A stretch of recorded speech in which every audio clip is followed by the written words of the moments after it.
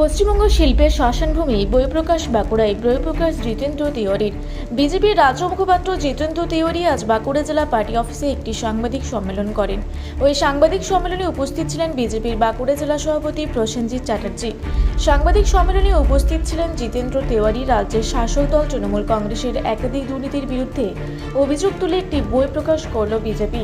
বইটির নাম পশ্চিমবঙ্গ শিল্পের শ্মশানভূমি। এই বই প্রকাশের মাধ্যমে জিতেন্দ্র তিওয়ারির দাবি, তৃণমূল সরকার ক্ষমতায় আসার পর থেকে রাজ্যে একের পর এক শিল্প প্রতিষ্ঠান বন্ধ হয়ে গেছে। এর ফলে রাজ্যে কর্মসংস্থানের সংকট তৈরি হয়েছে এবং রাজ্যের উপর ঋণের বোঝা ক্রমশ বৃদ্ধি পাচ্ছে। তিনি আরও অভিযোগ করেন, শিল্পবান্ধব পরিবেশ নষ্ট হওয়ার জন্য রাজ্যের অর্থনৈতিক অবস্থা আজ সংকটের মুখে।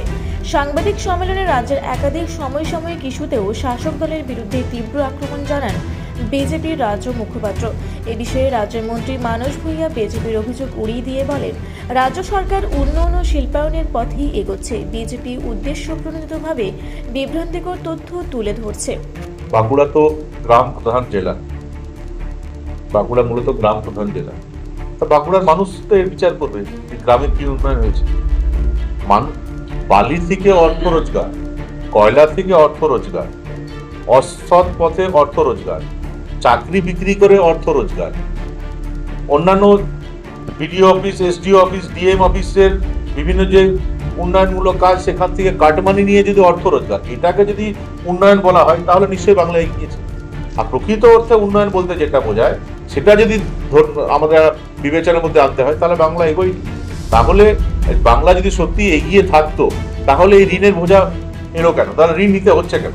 যদি সত্যি সত্যি একটা রাজ্য এগিয়ে যায় তাহলে তো পার ক্যাপিটা ইনকাম বাড়বে আপনার, তাহলে তো রিসোর্স আপনার বাড়বে, ওন রিসোর্স বাড়বে।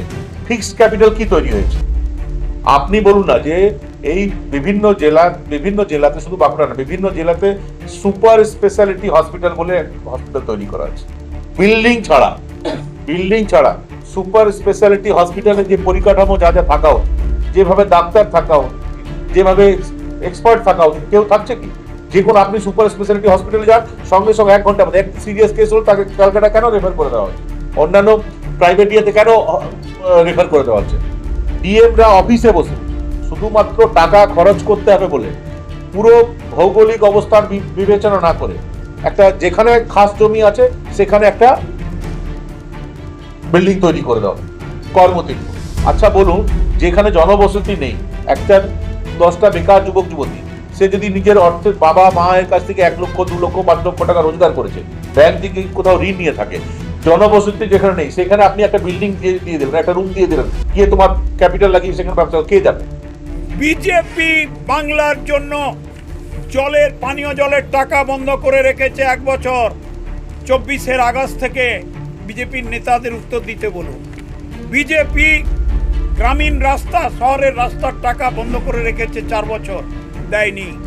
বিজেপি গ্রামীণ দরিদ্র মানুষদের গ্রামের বাড়ির জন্য শহরের বাড়ির টাকা আটকে রেখেছে, দেয়নি।